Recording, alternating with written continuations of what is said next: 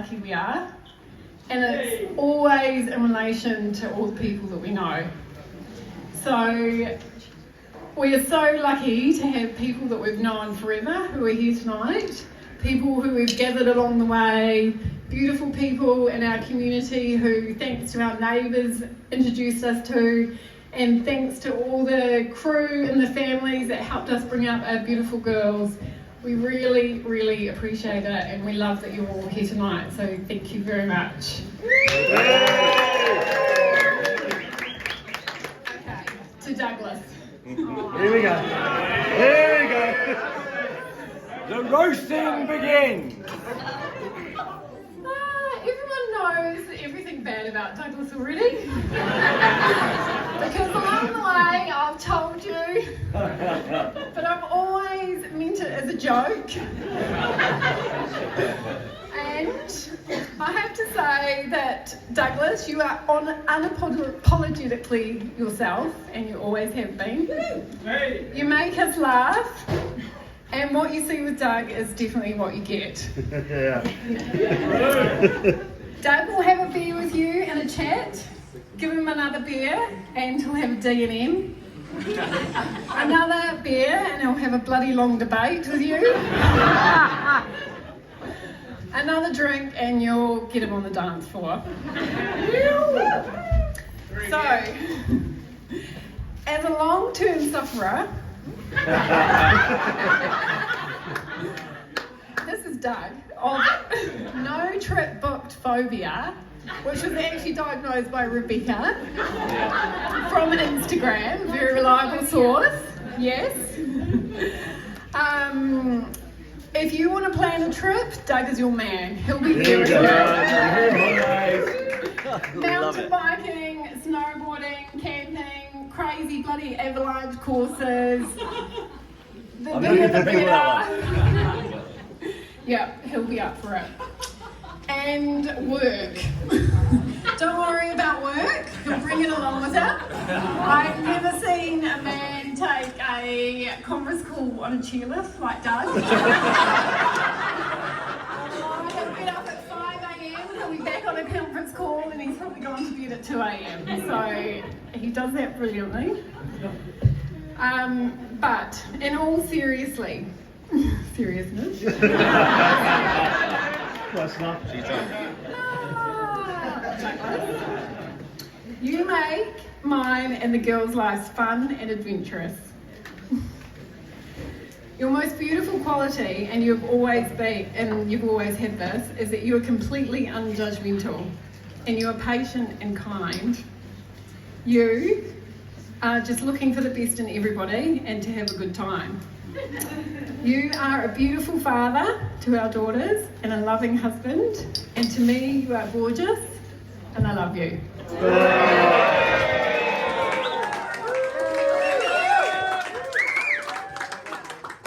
we do have another speech. Oh. Well prepared. Oh, there you go, exactly. Dave Peach. Oh, thank you.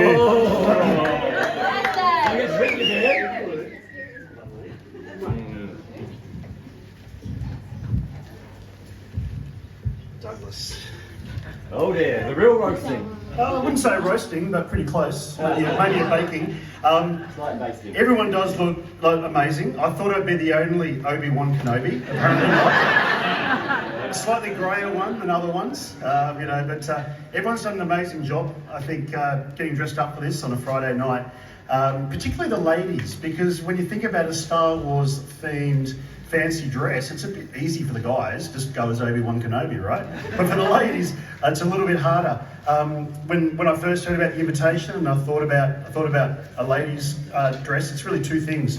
It's Princess Leia with the hairy headphones on the side. Hands up, how many Princess Leias have we got? Here we go, 1, That's 2, good. 3, 4. But I also thought we'd maybe see some more sexy Princess Leias. You know those ones? You know what I'm talking about, right? The Princess Leia with the kind of nice bikini. Do we have any? Do we have one of those? Exactly. Maybe later.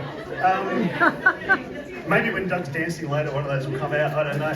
But yeah, if you're familiar with Star Wars, that Princess Leia, she's chained to an aging slob sitting on a sofa. A tall, me. elegant, sexy woman stuck with an aging slob sitting on a sofa. Which kind of brings us to Lou and Doug, right? So Lou, thank you so much for giving me the honour of speaking tonight. There are so many people in this room who are so close to Doug. I feel like I'm a bit of a fraud because all I can do is talk about sort of my impressions, and some of them might be the same as yours, and your experience might be completely different. There is no doubt a festival of Doug that's going to happen for the next month or 2 months or however long you can drag it on for. And I really do encourage you over the next couple of weeks when you catch up with Doug, tell him how great he is, tell him all that sort of stuff, it's his 50th, blah, blah, blah, you know. So, tell him all that stuff because Doug thrives on relationship, and that's something I think you're probably all aware of, you know, Doug likes that. So, take that opportunity. But I am going to talk a little bit about my experience of Doug.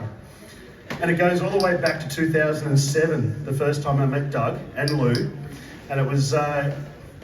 some of you may have had this experience in relationships when you're in a new relationship and you get to that really scary point when your partner says, I think it's time you meet my friends. And so I had that experience in 2007. My then girlfriend, my now wife, Derval, looking beautiful Derval, Padme, very nice. And she said, come to my place, I'm going to invite all my friends over and we're going to have a little dinner party so you can meet them all. But I have to warn you about one person. And that person's name is Doug. And she said, Doug is one of those guys, he doesn't mind making you squirm. He doesn't really have a filter, and he will often say something. Not true, Dave, is it? Or to ask you a question that no one else will ask you. But anyway, come along, it's going to be great. That's what she said. And so Doug, and that's when I first met Doug and Lou that night, and a few other people in this room, and Doug did say that thing to me. And I can't tell you what it is. Because when I walked in here, I looked at the time slot that we were in, if I can say that. And I thought, I just can't really say that. So he did say it. It was funny.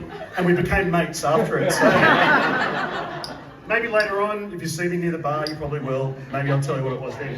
But we became mates. And the thing that I realised over the next few years, Doug does that because he actually wants to get to know you. He's not superficial. He actually wants to get to know you, and he wants to have a relationship with you. And he wants to do that because he wants to be a good friend. And I think that's something that's really admirable, Doug. Lou, you touched on it. He's a dedicated husband, dedicated father. Where's Charlie and Layla? Charlie? Layla? The Millennium Falcon? I love it. Lou, you're there. I catch up with Doug quite a bit, one-on-one, and when we do, it takes about 15-20 minutes and he'll start talking about one of you. I just want you to know that. He really rates you guys. He's so proud of the girls, the women they're growing up to be. He's absolutely a dedicated... The Force doesn't believe it, but he's absolutely a dedicated dad. Doug's also he works very hard. Lou, you touched on it too. We didn't compare notes, but he does work very hard. And one of the things he often talks about with me, and maybe with some of you, is his desire to build a great future for his family and to provide really well. He does work very hard, and the thing that I really respect about Doug is he's a self-made man. You know, he started his working life, I don't know if you know this, as an electrician at Heathrow Airport, and he had a side hustle. I don't know if I can talk about that. Doug, can I? I don't know, Doug might have future clients here for his business, I don't know. But can I talk about your side hustle? It's only my daughters that don't know. Okay, I won't then. Okay, so... You're fine, no, you're fine. Okay, I'll give you a hint. When he got his pay slip, it was addressed to Doug Diggler. Did that help? I don't know. Doug used to entertain people on Friday and Saturday nights. I'll just leave it at that. So Doug does work very hard. He's a dedicated father, dedicated husband, family man. He works really hard. But has anyone else noticed, a few of us have noticed, he has holidays for about half the year. And half the times he goes on holidays, the girls and Lou don't go with him. How do you do that? And if you deny it, about 2 weeks ago, where were you? Yeah, that's right, yeah, exactly. So no, and it's a real superpower, and if you could teach me how to do it, I'd be up for it. Doug, something else I admire about you is your ability just to bite off big projects and just make it happen. I've got a theory that Doug buys houses so he can build decks. And once he's built a deck, he buys another house because it's a great opportunity to build another deck, which is how Doug, Lou and the girls have ended up at Allambie Heights. Who's been to Allambie Heights? Anyone? Have you noticed he built a deck, but he also built a house in front of the house? And that's what really, it was two things. I mean, how do you do that? Like, I can't hang a picture on the wall. You build a garage, as you called it, out front of your house. But what I really like about Doug, and I think it says a lot about his attitude to life, is DAs, council approval, who cares? You don't need to worry about that. Just build it and I'll sort it out later, which is what he did. I think there was about 2 years of stress, but hey, it's okay now, right? Absolutely. There we go. So I do really respect that about you. I'm making a bit of a joke, but you make shit happen. And I think that's really, really cool. So seriously though, you've got a lot of other qualities that a lot of people in this room admire. I asked a few people ahead of this, what are some of the things they admire of you? Someone in this room, I won't mention them, but they said that you are the gayest heterosexual they've ever met. And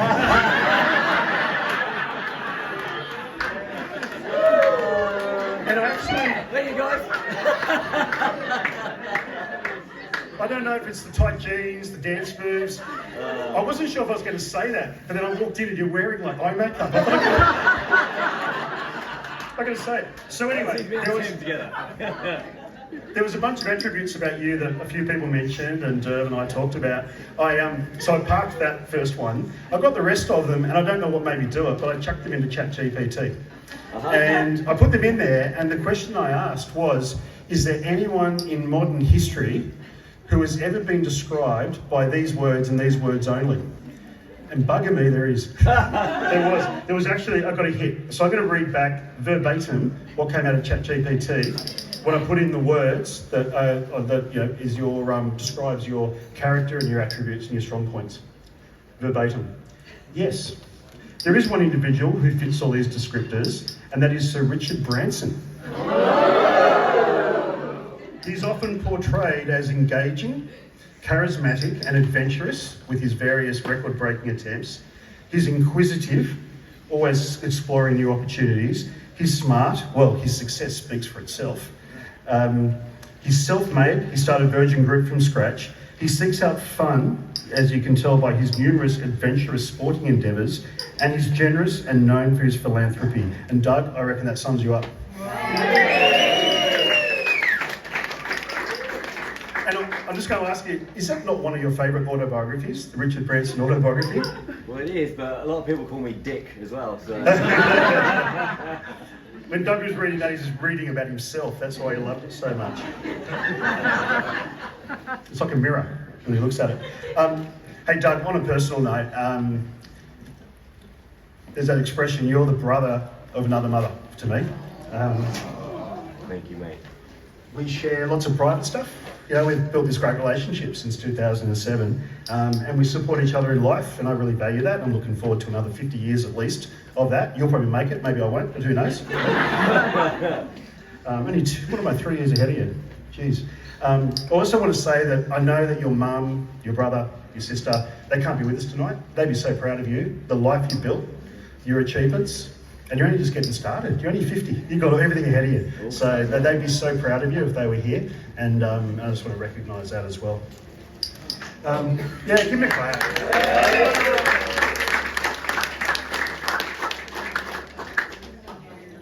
Anyway, I'll wrap it up now. I'm just going to say, like everyone in this room, I think, we're looking forward to getting old with you.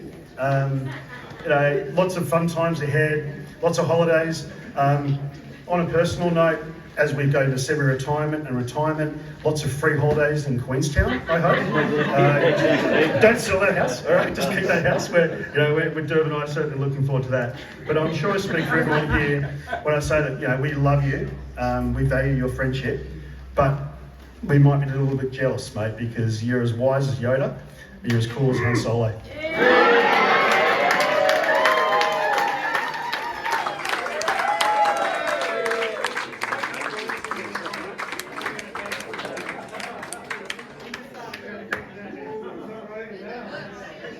What can I say?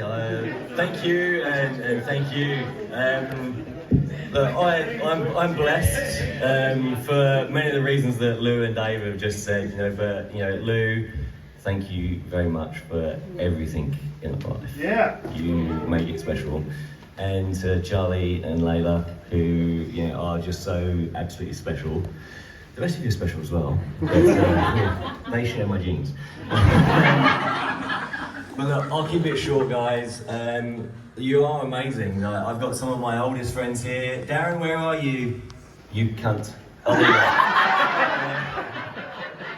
that was from Darren's speech at my wedding. And I've got friends that I've known here for 20 years, like some from England, some that I've made along the way, and some I'm just making. New people I've met only in the last year or two. Thank you all for coming. Please, just drink, be merry, and let's party! Yeah.